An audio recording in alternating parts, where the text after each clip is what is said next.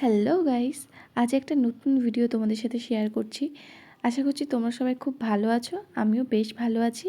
আর এই নতুন ভিডিওটাও তোমাদের ভালো লাগবে আশা করি। তো দেখতেই পাচ্ছ আমরা একটা বাজারে এসেছি। আমি, আমার মা, আমার একটা বান্ধবী, তার মা, তো সকলে মিলেই বাজারে এসেছি। আর ওখান থেকে টুকটাক কিছু বাজার করে তারপরে চলে এলাম ফল দোকানে। এখানে কয়েকটা ফল কাকিমাও কিনবে, আমার মাও কিনবে দরকার। তো চলো ভিডিওটা এবারে বলি কী জন্য এই ফল টল কেনা। তো আজ হচ্ছে শিবরাত্রি। হ্যাঁ জানি ভিডিওটা অনেকটা লেট করলাম পোস্ট করতে। তো চলো ভিডিওর মাধ্যমে আমি চলাকালীন নাকি পরে বলছি যে এত লেট কেন করলাম ভিডিওটা পোস্ট করতে। তো দেখতেই পাচ্ছ পুজোর সরঞ্জাম, এটা পুজোর দিন। আর ওই মানে বাজার করারটা পুজোর আগের দিন হয়েছে।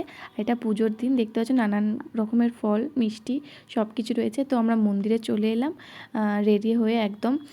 তো সকাল থেকেই তো পুজোটা হচ্ছে। তো যেহেতু শিবরাত্রি রাত্রিরের পুজো, তো সেই কারণে সকাল থেকে হচ্ছে, যখন করে প্রবলেম হয় বা কিছু কারণ তখন করে আমরা সকালে দিই, না হলে আমরা সন্ধেবেলায় জলটা ঢালি, চেষ্টা করি সন্ধে রাতের দিকে জলটা দেওয়ার।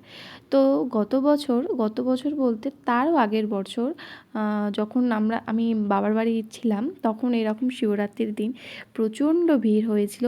মানে লাইন 7টায় গিয়ে আর 11টা 11:30 বেজে গেছে শিব মন্দিরে ঢুকতে প্রবেশ করতে আর কি।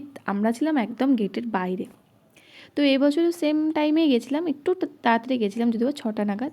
তো কিন্তু অনেক তাড়াতাড়ি হয়ে গেল পুজোটা, কারণ সকাল থেকে যেহেতু অনেকেই জল ঢালছে সে কারণেই হয়তো তাড়াতাড়ি হয়ে গেছে। তো বেশি কষ্ট হয়নি, আর সারাদিন তো না খাওয়া দাওয়া। তো আর সত্যি বলতে গেলে মনে হয় না কিন্তু যে এমনি কোনো ডেতে আমরা সামান্য জল না খেলে কতটা কষ্ট হয়। কিন্তু মানে কোনো পুজোর দিনে কিন্তু জল খাওয়ার তো দূরেই যাক, কোনো কিছু অন্তত আমার মনে হয় না, আর মাও বলছিলো মালুমই হয় না কিন্তু যে কষ্টটা কিছুটা হলেও ঠাকুরের হয়তো আশীর্বাদ থাকে। তো যাই হোক ফাইনালি চলে এলাম আমার মহাদেবের কাছে। তো চলো জল টল ঢেলে নিই এবারে ভক্তি করে। তো ফার্স্ট ধূপবাতি জ্বালালাম। তো ধূপবাতি জানি ঠাকুরকে আর কি স্নান করিয়ে ফল দিয়ে ফুল দিয়ে সাজিয়ে তারপরে লাস্টে ধূপবাতি দেয়। কিন্তু সবাই যেহেতু ধূপবাতি জ্বেলে দিয়েছে, সেজন্য আমি একা কেন বাদ থাকবো, আমিও ধূপবাতিটা আগে জ্বালিয়ে দিয়েছি। যেটা একা একা আর কি ঠান্ডা মাথায় করা যায়। এবার অতজন তো হুড়পাড় করে, পিছনেও অনেক লাইন আছে, তো কে কোনটা আগে পরে করছে মাথাতেই কাজ করছে না, কী করব। তো যাই হোক সবার মতন আর কি করলাম। তো সবাই আগে যেমন ধূপবাতি জ্বালো, তারপর ধূপবাতি জেলে ঠাকুরকে দেখিয়ে তারপরে এই মাথায় জল ঢালছিলাম, ঠাকুরমশাই মন্ত্র বলছিল। তো দেখতেই পাচ্ছ কতজন মিলে, মানে বুঝতে পারছো ওইটুকুনি জায়গার মধ্যে কতগুলো হাত দেখো। তো ওখানে কি বসাটা সম্ভব? তো যাই হোক কী করব, ওইটুকুনির মধ্যেই তো করতে হবে, যেহেতু সবাই তো কষ্ট করছে, আমি না একটু কষ্ট করলাম কি আছে, তাই না? তো তারপরে ফুল টুল মালা পরিয়ে পইতে দিলাম। ভিডিওটা তোমরা দেখতে থাকো আর আমি শেয়ার করি যে আমি এত লেট করে কেন ভিডিওটা পোস্ট করলাম। খুবই ছোট কারণ একটা। তো চলো বলি। যেহেতু আমি বারুইপুরে এতদিন ছিলাম, আর থাকার কারণটা এটাই যে শিবরাত্রিটা আমি বারুইপুরেই করতে চাই। যেহেতু বহরমপুরে আমরা থাকি, আর ওখানে গত বছর করেছিলাম, আর একা একা তো ঠিক ভালো লাগে না।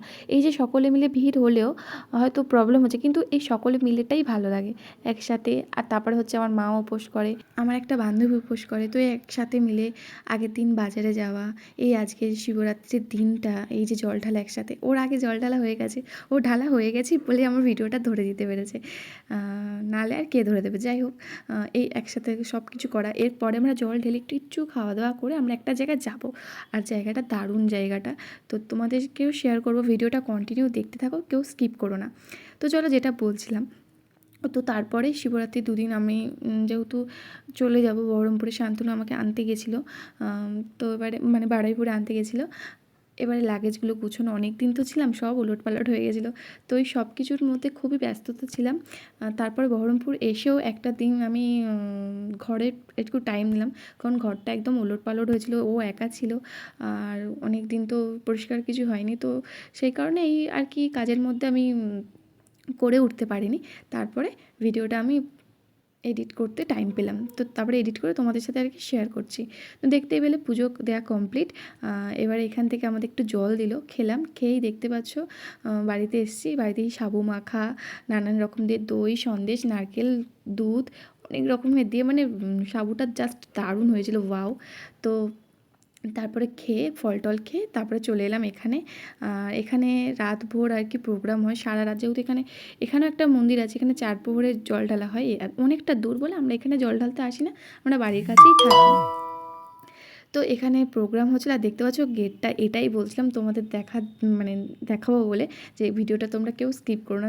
একটা প্যান্ডেলটা করেছে দেখো, মানে গেটটা আর কি, প্রত্যেকটা ফলের যা দাম, আর ওই ফলগুলো দিয়ে এই গেটটা জাস্ট অসাধারণ লাগছে। আর তৈরিটাও বেশ, যার হাতের কাজ খুব সুন্দর হয়েছে। তো দেখতে পাচ্ছ সব বসে রয়েছে, চোখ তো একদম ঢুলুঢুলু হয়ে গেছে ঘুমে একদম। তো যাই হোক, তো চলো প্রোগ্রামটা দেখি। আর সারা রাত দেখতে পারিনি, আমাদের সকলেরই খুবই টায়ার্ড লাগছিল।